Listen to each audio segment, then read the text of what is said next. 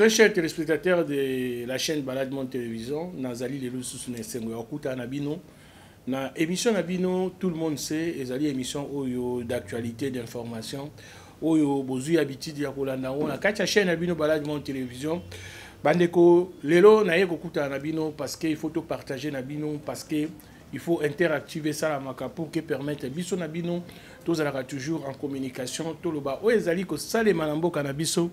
Parce que notre Congo doit aller de l'avant, notre Congo, nous voulons la paix, notre Congo, nous voulons que ces pays puissent au moins aller de l'avant. Bandeko Balandi, il y a tout le monde sait Zali Magazine Abino, il y a échange, il y a communication, Oyo Bokomessananango, parce que c'est l'unique émission Oyo Toko Bandakoya qui a abordé le sujet Oyo Penza, ils ont intéressé, ils ont éduqué, ils ont permis Nabiso Nabino.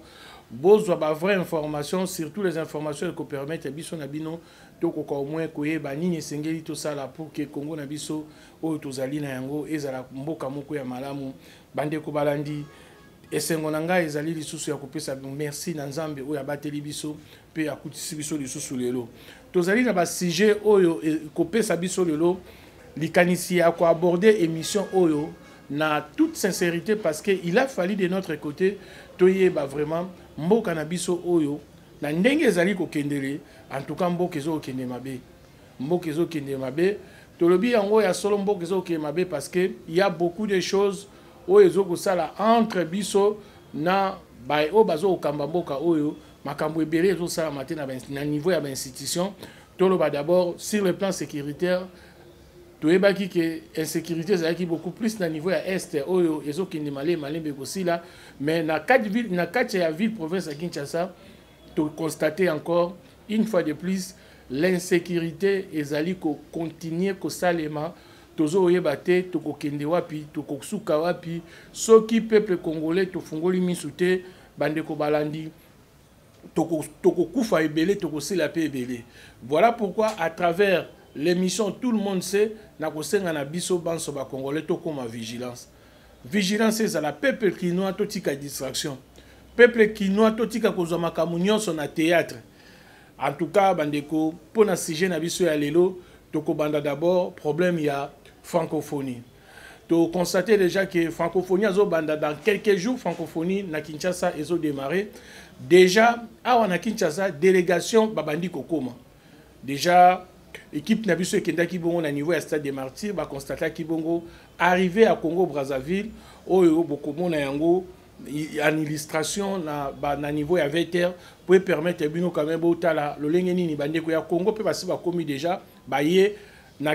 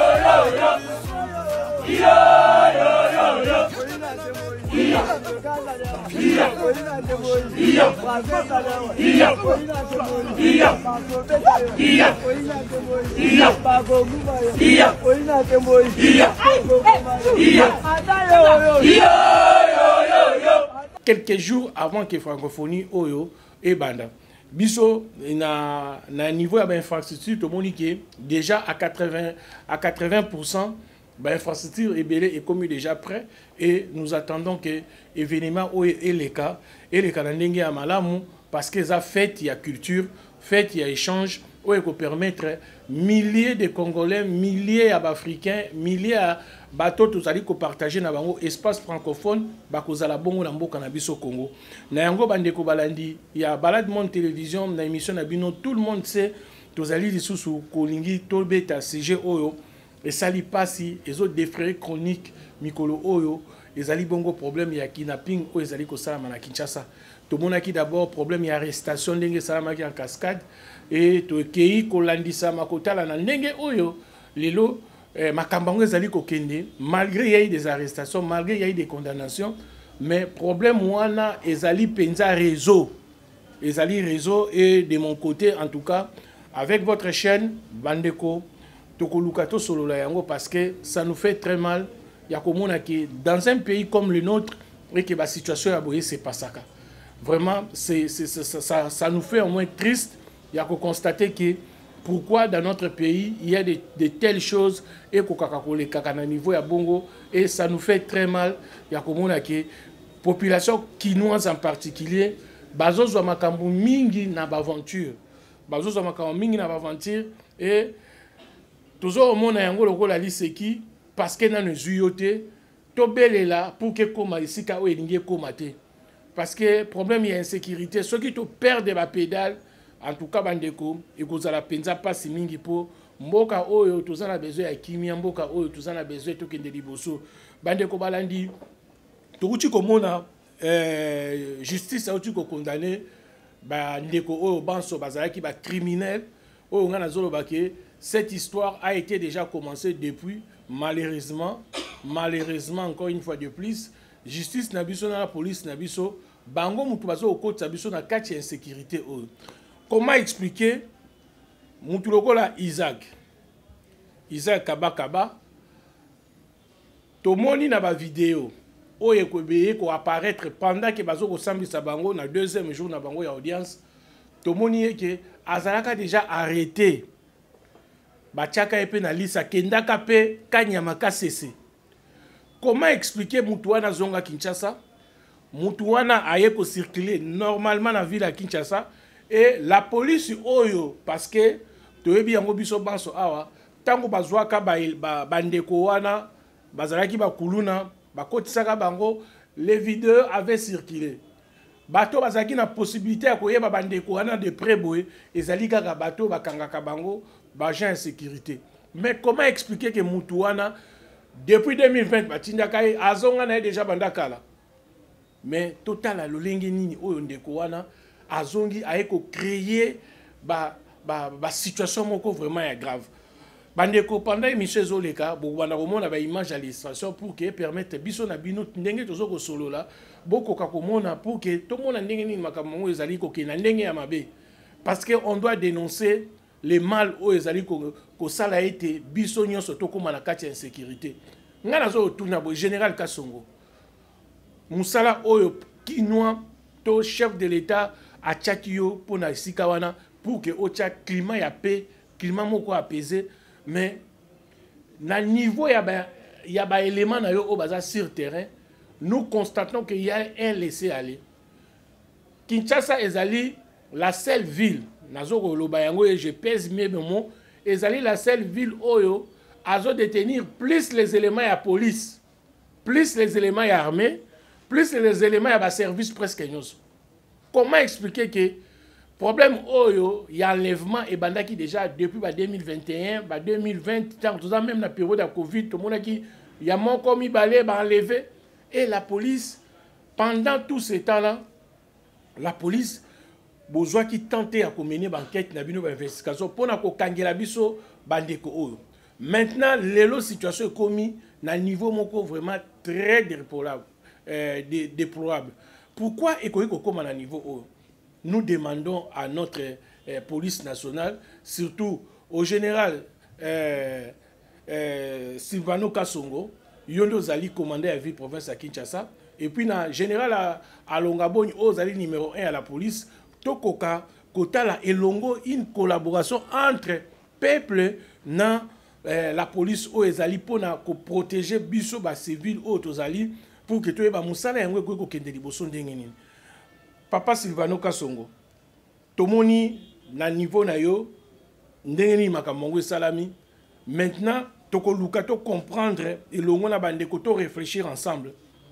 Il y a eu condamnation à Batouana, une partie ils ont été condamnés à mort, une autre partie bakei na ba prison mususu na ba condamnation mususu et na bango nyonso ya que une fille yende a 2 ans parce qu'il avait collaboré avec la justice.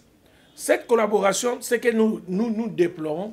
Boyebi biso te collaboration des acquis par rapport à Yanini.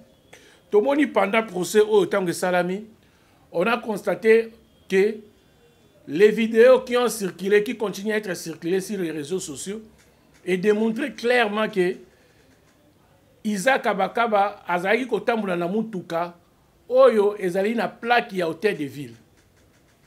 Soyons sérieux. Soyons sérieux. Comment la personne ya Isaac Kabakaba oyo azali criminel, la personne qui a été envoyée na Kanyamaka CC aye azongi Kinshasa. Or lorsque bazali kotinda batu bakende Kanyamaka CC, mutu lokola Isaac azaki déjà connu dans le service même ya gouverneur, parce que gouverneur azalaki toujours kozala présent au moment où bazoko pesa batu wana nzela bakende. D'ailleurs azali kozala non seulement l'inspection provinciale ya ville à Kinshasa tant bazo présenter bandeko wana, et puis bandeko kozala toujours dans l'aéroport et ba service na ye babandai komona ndenge nini balo ya batu wana bandeko okende. Comment expliquer que ndeko wana zongi azo circuler na mutuka oyo azalaki nango ezali na plaque ya immatriculation ya ville province ya Kinshasa? Mais to constater ndenge biso nyonso tomonaki justice atikali ko bengisa ata gouverneur ya ville te pour que a expliquer basalaka ndenge nini pour que mutu atambola na plaque d'immatriculation ya ville. Parce que donc ceux qui tolandi malamu, la ville aussi a contribué pour l'insécurité dans la population. Comment expliquer qu'un criminel comme Isaac a couvert na mituka ezali na plaque d'immatriculation ya l'État? C'est-à-dire na ba milliers mususu moye bakanga mutuka ezate parce que bayebi que azali soit collaborateur ou autorité moko oyo azosala makambo po na ville. Bandeko balandi ezali passé. Tokoki ko continuer na mboka na biso boité. Et la justice doit faire son travail. Travail auto lingi biso peuple congolais tozala éveillé makasi. Tozala éveillé pourquoi? Parce que ce qui se passe dans mboka na biso, ceux qui tolobi tozala bato tozo rêver, en tout cas bandeko balandi, on doit subir des choses oyo tokoya ko regretter tôt ou tard. Comment expliquer que situation oyo et bandako leka biso tout le monde on est normal mais ça anormal. Mutuka ya Isaac Kabakaba d'ailleurs na veter bakoba bazosala illustration ya mutuka wana et puis pour ça il a arrêté sur image bino mobo na mutuka na eza na plaque ya hôtel de ville et to tikali komona te ville malgré ma réaction na so ville ça la ta déclaration moko loba soit à se justifier loba que non bazwa ki plaque wana boui et ministère public o asambisa ki bato wana atikali ko bengi sa ville te poalo ba ke non tala parmi ba oyo ba biloko ebimi et ba tikali ko poser Isaac te na contexte wana pour que batu na ye o sala ka ndenge nini po ozwa plaque wana. Donc justice wana salami on dirait il y a deux vitesses. Donc l'air moko ba ngi ba loba l'air monde le bazo calé bango l'air moko bande koto za la éveiller. Moi je pense que prison centrale ya Makala et sengel na bino pe bato ba tia bino bozo sala na compte ya justice boko ka ko aider mboka na biso kende liboso. Comment expliquer que na mboka na biso awa nous disons que tolingi kimia mais bino batu oyo bozwaka liste parce que toyebi que tozo ko s'approcher déjà vers les élections na décembre, président de la République a kosala toujours ba mesure de grâce. Et ba mesure de grâce na bino bato bosala na prison Makala na ba prison musu ne bozwaka ba liste ya batu oyo bazo bénéficier ba mesure de grâce bo tiaka bango na kacha liste pour na ekene na niveau ya présidence pour présidence a valider yango. Est-ce que chef de l'État yebi nombre ya batu oyo baza ba kanga bango? Est-ce que yebi ba kombo na bango? Bino bozo ko aider te tango ko tuna na niveau ya parquet lobinga te ministre de justice c'est comme ping pong bozo distraire biso bozo tia biso na insécurité vraiment bandeko balandi to fungola miso. D'ailleurs nous na kacha tout le monde sait to monaki ke bandeko wana nyonso baza condamné à mort ba transférer bango na ndolo ba ke négocier la prison na bango na ndolo parce que na ndolo comment la discipline ou renyaka na ndolo, je ne pense pas que bandeko wana bakoki ko kosala baventure wana mpona babénéficiaka liberté provisoire wana ya lokuta. Hein? Liberté conditionnelle wana, oh non, ils avaient signé ça. Vraiment, bandeko balandi, il y a tout le monde sait, pour n'abisso les passi. Pour n'abisso les ali passi, tu es bien, na oh nyo sezo ko sala banambo kanabiso, peuple kino en particulier, tous à la éveiller. Tous à la éveiller parce que ça nous fait très mal. Nazali ko kene na régie, nazali ko senga na régie, bo proposer ngai élément moko, oyo bongo ministère public atangaki pona ko condamner bandeko wana bongo tozonga juste après pona continuer. Tout le monde sait o ezali magazine d'information to banda ko changer na bino pour que tu e bandeni mboka na biso ko kende liboso. Merci, to kutani juste après. Pour l'occasion, le tribunal de grande instance de Kinshasa-Gombe s'est transporté en plein air dans la cour du ministère de l'Intérieur. Il s'agit de juger une vingtaine de présumés criminels impliqués dans des affaires d'enlèvement par taxi.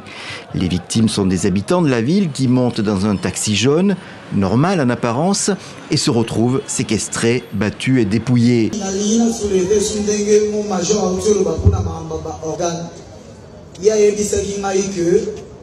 Organe bazala mutu bateka kango mais ceux qui bakati mutu ba organe batika ka été pour na ko effacer trace. Donc ceux qui zana ba famille oyo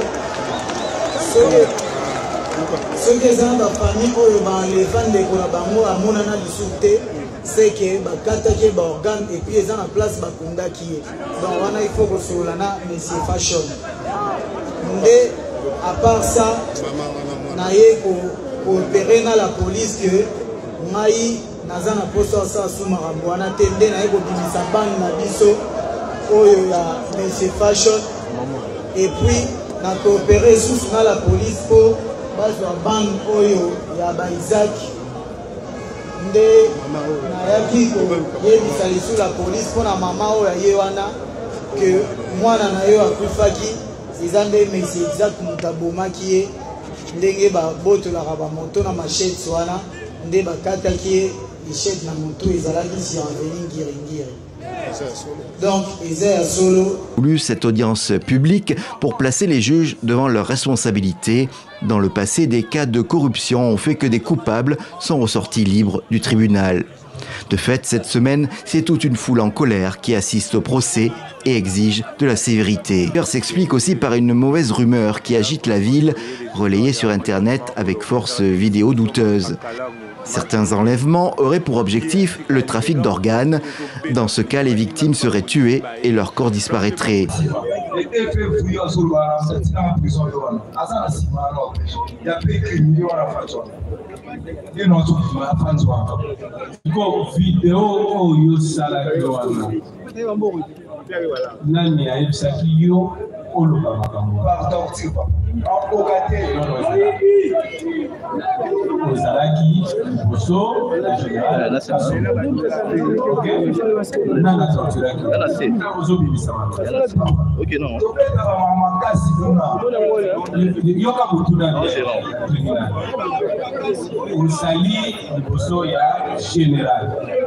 Si le tribunal se rappelle bien, les alliés généraux, ils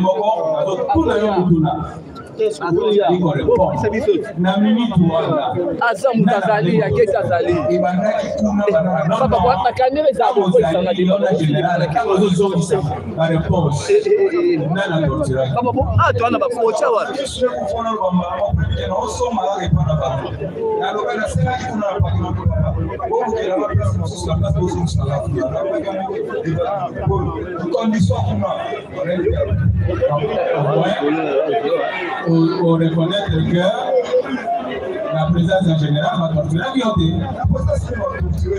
Et quand on fait ça qui réponse, ils allaient qui sur les faits à torturer.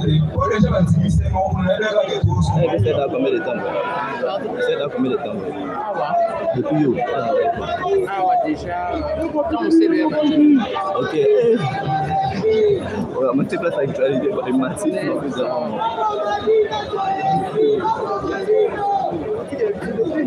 Quand on a salé une déclaration que il y a 150 motos, et ça va voir.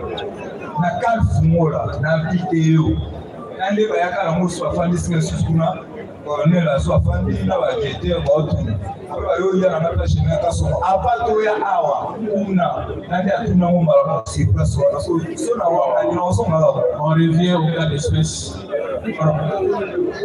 n'engel de bauti ko loba awa yo le dozari ko reconnaître le ko mama o pesha sana si mama pejite yé ko dalu dati ya pesa mama pesha sinda ma poisson.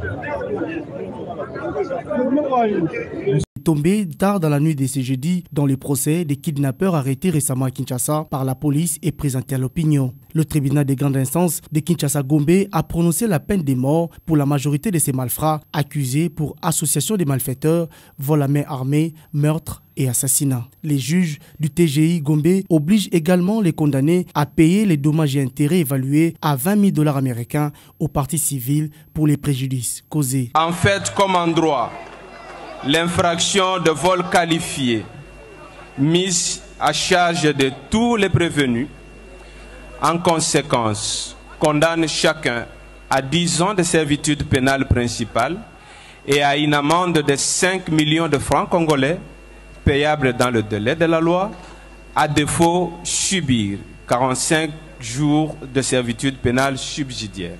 Dans ces verdicts du TGI Gombe, un seul prévenu a écopé d'une peine légère. Il s'agit d'Ereda Makwa qui a écopé de 2 ans de prison assorti d'une année de sursis pour sa coopération avec la justice. La jeune dame, qui dit avoir mis fin au kidnapping depuis 2019, avait aidé la police à mettre la main sur les autres membres de la bande. Les juges disent à leur tour ne pas trouver des faits graves mis à sa charge. Comme en droit, l'infraction d'enlèvement mise à charge de la prévenue Reda Makwa. En conséquence, l'en condamne à 2 ans de servitude pénale principale, assortie d'une année de sursis en vertu de sa coopération avec la justice. Dépité par la gravité des faits, le vice-premier ministre de l'Intérieur, Peter Kazadi, tenait à tout prix à assister personnellement à ces procès et à voir les véritables auteurs des faits en cause être sévèrement sanctionnés. Le TGI Gombe a par ailleurs annoncé la poursuite. Bandeko Balandi, tout le monde sait, merci beaucoup na Régine, Dengo Botu Kopé Sabiso ba image wana. Bandeko, vous constatez ensemble avec nous, ba misusu besoin qui temps ya kotala ba image wana te, bo moni ndenge nini ministère public atangeli batouana condamnation à bango. Mais ce qui est curieux dans cette histoire, batangeli bango ba peine de mort. Bandeko Balandi, tous à la sérieux. Yo ba ebiso za condamné à mort, mais t'as la réaction à bandeko na ndenge ki. Nous avons vécu dans ces pays. Tomona na deuxième république. L'époque il y a maréchal Mobutu, na période du moko basambisaka un groupe à baba molona, ba une certaine catégorie. Mais mukolo bazo pesa bango sentence que non, nengo zali boye, ozali condamné à mort. Mais tout le monde a soldat ndenge ni nyaza kolela. Parce que ba ebise que ozali condamné à mort. Soldat ndenge ni nyaza kolela. Ça on a vécu ça dans ces pays. Tout le monde a même l'époque il y a Mouzé, Laurent Désiré Kabila. Ils avaient condamné certaines personnes parce que bah commettait qui va crime monko. Mais mukolo bazo sabaron que vous êtes condamné à mort. Il y a eu des gens au balilaki. Tout le monde qui a même na procès à Mouzé Laurent Désiré Kabila. Mukolo ba condamnaka bango ba peine de mort, ba peine capitale. Tout le monde a qui réaction à basoda ndengeni baza kolela. Mais bandeko oyo bobino moko bomona image. Ba condamné bango na ba même type de sanction wana, mais ils étaient calmes.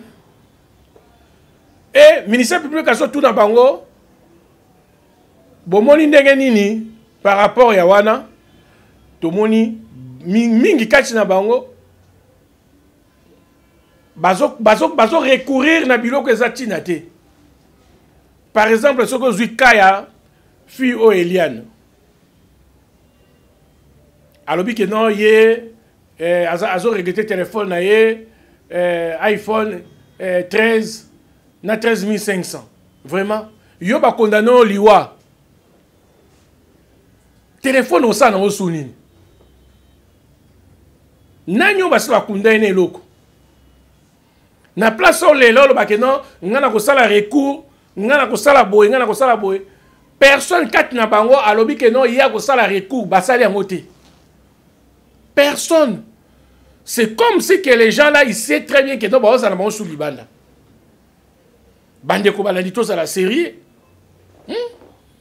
Justice tant azo prononcer pour na mutu. Abi ke yo nengo za boza condamné à mort. Réaction à mutu ne ça que faut là. Réaction na yeko yeko zala te que non azo sala soki ne réaction na yeko zala il faut aller là. Parce que abi ke pour na liberté za suscité pour na comme mikolo ya kotanga.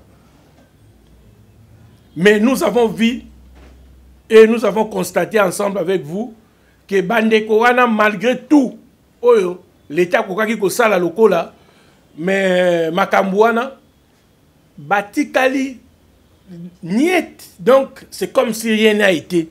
Ils ont déclaré des choses dérisoires. Ils ont déclaré des choses dérisoires. Ce qui n'est pas normal. Bazaba jeunes. Ils sont des criminels. Et babima bazonga, babima bazonga. Justice. Dossier oyo ya justice oyo aussi la terre.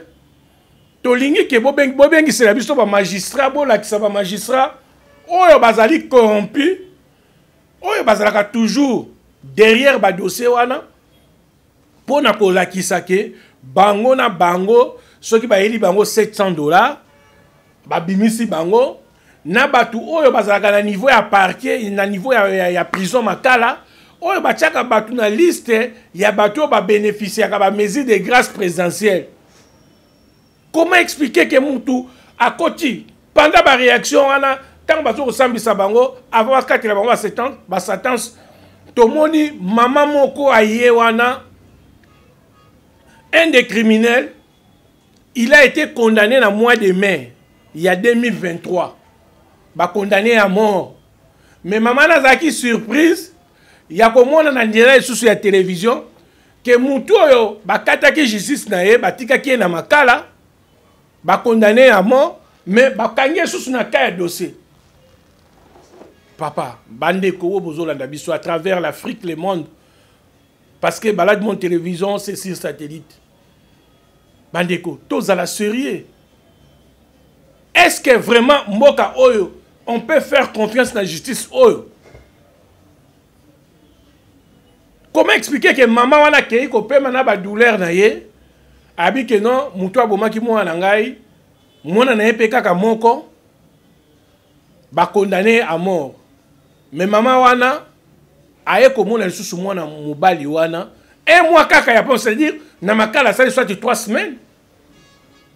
Parce que ba condamné na mois de mai. Na mois de juillet, azaki déjà donc na mois de juin déjà ça y a libanda pour que bakanga na mois de juillet ba ko sambisa bango. Mais mboka oyo tozo kende wapi? Tozo kende wapi? Bandeko tokoma vigilant. Vigilance c'est à la population congolaise, population quinoise en particulier. Sinon te toko regretter. Mingi bozo ko sepela. Moi j'ai été très choqué. Comment on a batebele ba commissaire ngolo ko la ndeti jemo ko boba banda ko zwaka ba vu. Comment expliquer que l'artiste na biso misusu, je cite le nom par exemple le la Aïda. Au salaire musala na yo bien. Mais il y a de certaines choses oyo et ça les maka, vous devez avoir position vis-à-vis de la population. Il faut que partager mawana population. Parce que comme la kiyote, ce qui est comme la kiyo, je ne pense pas que on a pièce wana sali à kolaksa garçon wana Isaac wana, on a téléphone on a maman. Président Bossa hotel ko lobana biso kala mingi ta tout ezaka théâtre te. Yozo mona ngo parce que comme la kiyo na famille te. Botala ba réaction ya bato o nyonso ba yaki est-ce que mutu oyo ba leva ki so ki yo ba leva ka yo ba sala ki yo bongo. Est-ce que Olingai ko sala pièce à théâtre wana na sens wana? Olingai ko sala yango na sens wana? Vraiment bandeko balandi. Il y a tout le monde sait, tous à la éveiller. toyeba nini esengeli tosala. Sinon te tokoyede mboka oyo ekende liboso te. Ça nous fait très mal. Comme on a que non, na kati ya mboka na biso, il y a des choses qui se passent dans makambo ya bongo. Et ba artiste oyo tolingaka bino pona musala o bosalela biso, mais il faut ponaka ba sujet nini esengeli bosala. Parce que apparemment c'est comme si vous jouez les jeux avec des criminels. Bozo luka ko distraire population na place oyo bopé sa population message à la éveiller. Mais bino boye bokomo sala ngo comédie, bokomi ko sala ngo soki ndenge nini. Ça nous fait très mal. Yangwa to kosenga na censure, il faut ko landela lisusu ba biloko ya boye. Il faut totala eloko nini esengeli eleka. Sinon tu tozo kende wapi? Parce que pendant que bakangi bandeko wana, pendant que basa ko sambisa bandeko wana, bakaya ba enlèvement au continuer. Lobby kaka, lobby vendredi, lobby. Qu'est-ce qui s'est passé? Nabadara, j'ai mis à Badara. Ba enlevé na 207.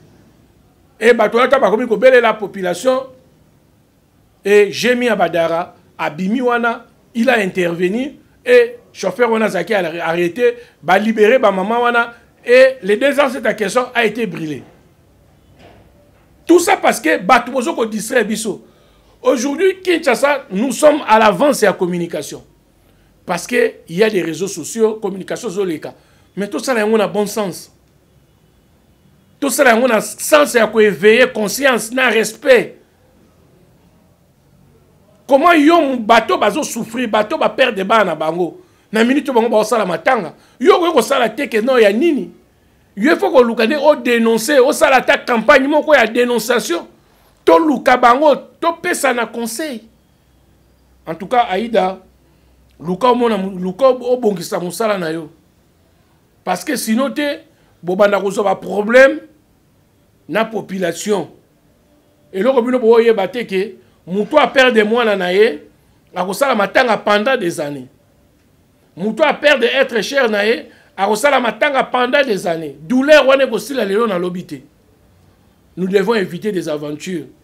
Toye bandeni tokoki ko sala. Néango bandeko, tozali kozonga na régie a proposer biso élément ya bakuluna moko bazo obunda en pleine journée et place wana pe souci ezali. Nde tokozonga poto continuer magazine abiso na bino elongo, tout le monde sait, tout le monde doit dénoncer les mal. Merci, tokutani juste après tokebongo na régie.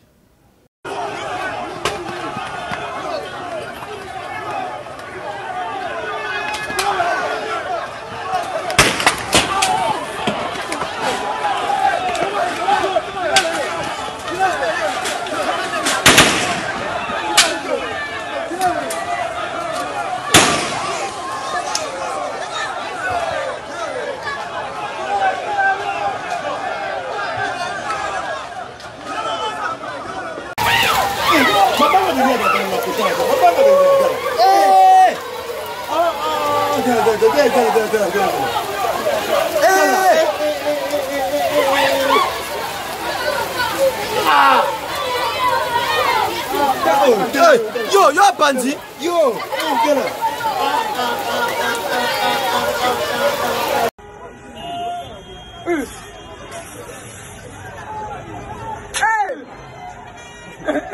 Ça fait pas de mal, ma bille.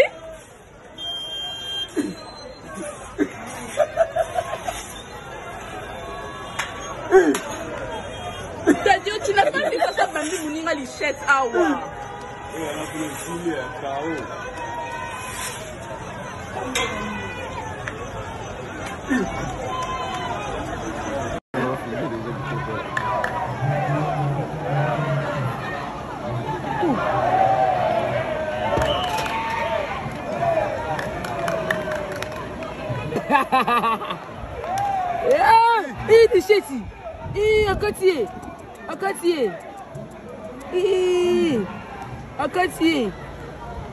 Merci beaucoup na niveau ya régie ndenge mo proposer biso élément oyo ya bandeko ya kuluna oyo toko tika koloba yango te parce que nous voulons la paix et nous voulons que mboka oyo ya biso ekende penza malamu bandeko balandi ya tout le monde sait tout le monde doit dénoncer les criminels.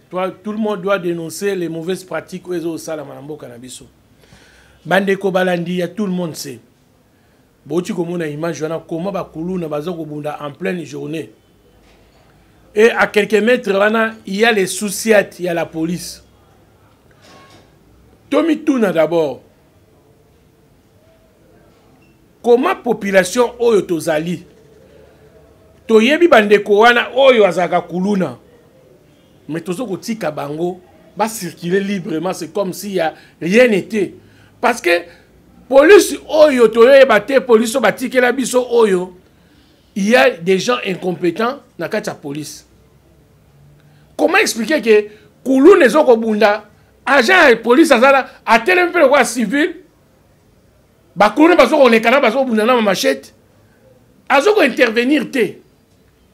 Mais, quelque part, il y a quelques mètres, il y a venu au Bavandiwana. Comment expliquer ça? Bandeko Balandi, et cette situation est très grave. Et nous, la population, il faut tout dénoncer. Parce que tout le monde sait, on a un loba. Et tout le monde doit dénoncer. Ou, bisomoko population, il faut, tout bandako kangabango, tout pesa bango na maboka justice. Pour ne pas dire que la population tout ça la justice, mais tout kangabango tout pesa bango na maboka justice. Ce n'est pas normal. Ce n'est pas normal. Comment expliquer que sous cette ezaliwana, donc, boyebi na bino ke ba pecho le tika muke ba bunda. Ba ko bunda na ba on na soki ba ba police azongi avandi pena na teni na epe liboso pe, c'est comme si toujours ça la théâtre be film. Bandeko Balandi tozala na conscience. Conscience ezala.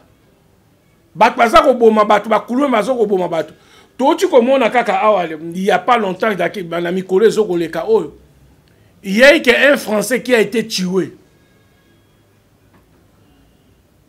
Mais Botali ba émettre au salami en France. Population Botali n'engeni population à réagir. Mais peuple qui note au Kenya wa bachabiso wapi. Bachabiso penza wapi. En tout cas, nous devons regarder autrement et agir autrement. Les antivaleurs basent le dessus. Il y a encore bata valeur, tandis que bazo mérité en côté. Bandeko, ezo ça la passe. Et mon général à Longaboni, yondo commis numéro 1 à la police. En tout cas, au luka tu dois un mécanisme. S'il faut recyclage, Bossala yango. Parce que ça c'est trop, c'est trop, c'est trop, c'est trop.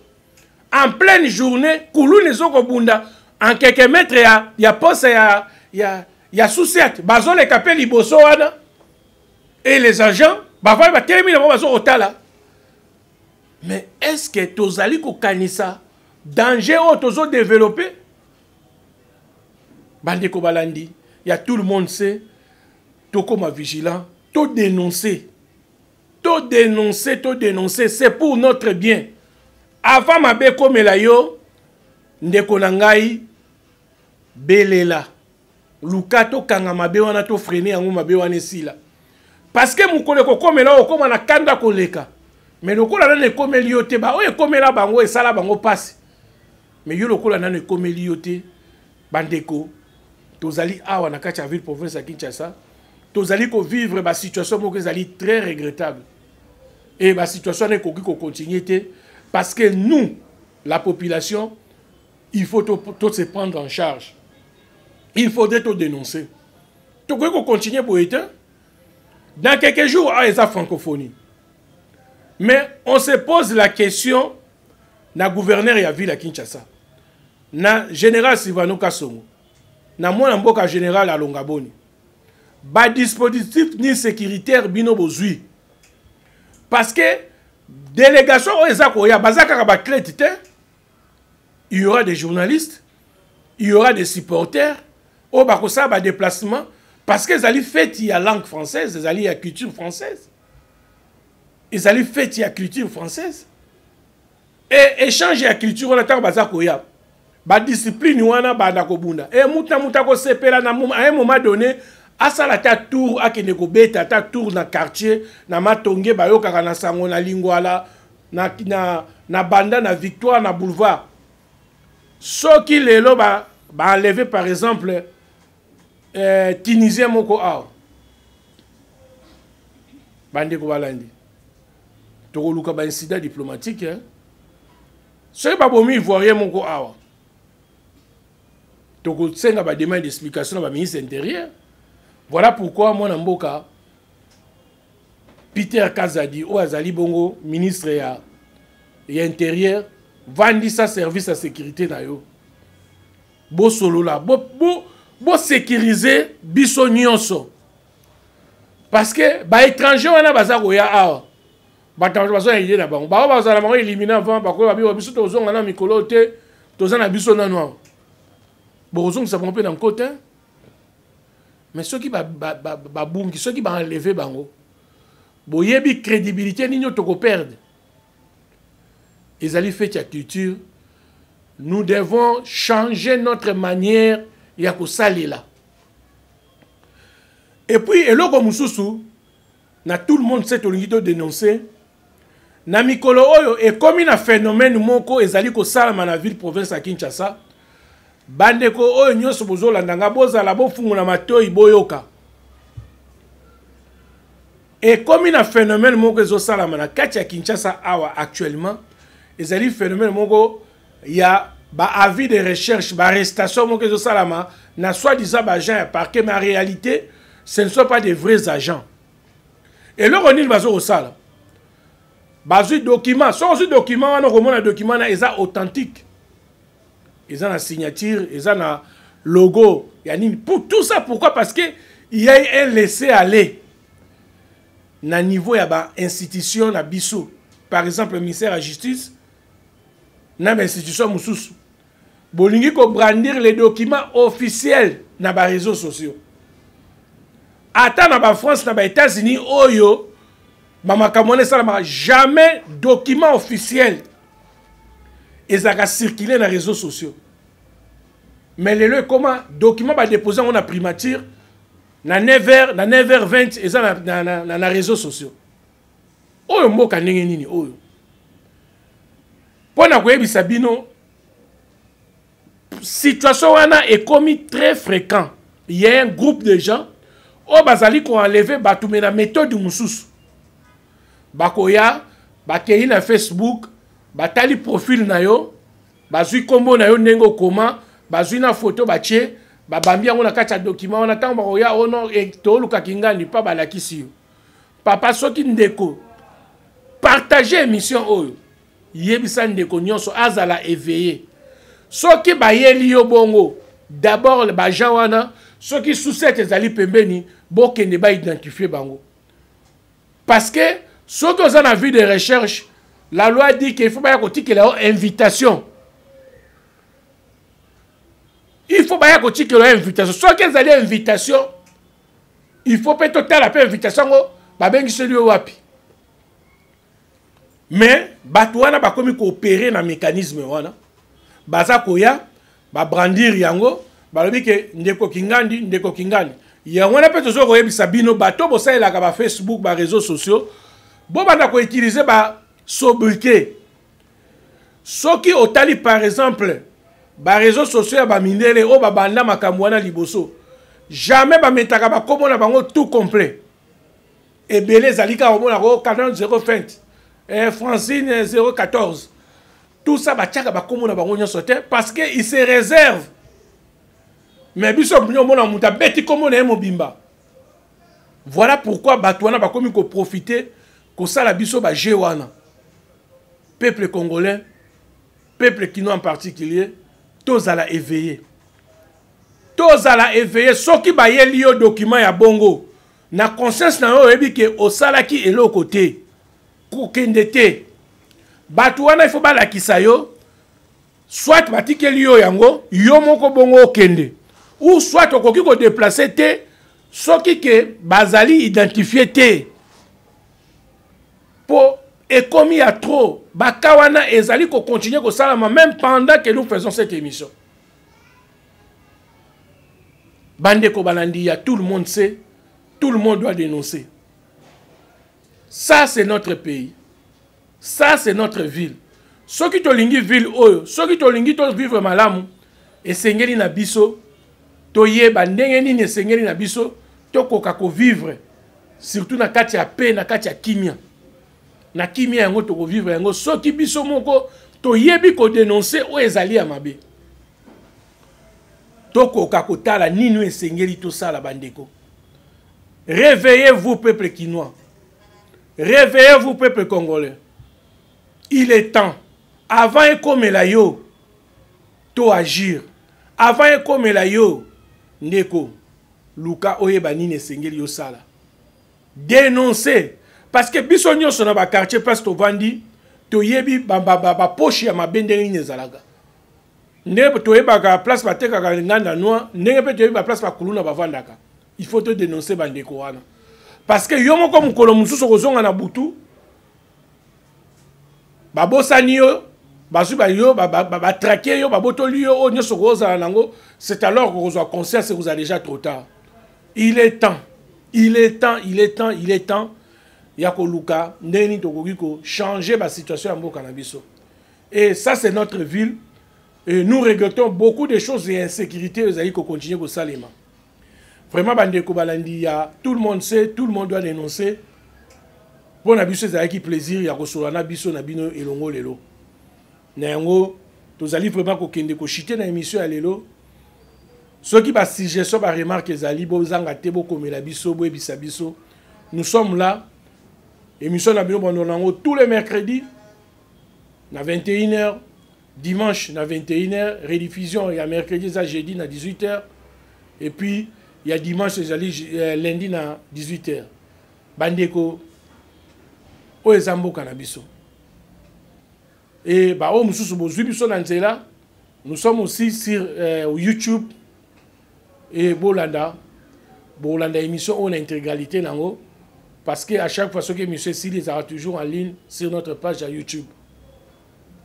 Nous devons aimer ce pays parce que mboko ne torotiki là-bas na biso. Torotiki là-bas na biso te mboka oyo na bitumba, mboka on a désordre. Et le fait maréchal avait raison. Yakobo yake peuple congolais ou peuple zaïrois à l'époque to simba ba armes. Parce que ceux qui m'ont tiki la kabiso ba armes avec cette insécurité to monde à l'élo mais en tout cas to ngato lela. Et aujourd'hui quand on a réfléchi dans mon que non mobuta zaki na réseau yakobo yake to banda ko circuler na ba armes. Parce que muto sai na elo côté ba zuika muto otomana li chèque pour kaka kata muto. Tout dénoncer.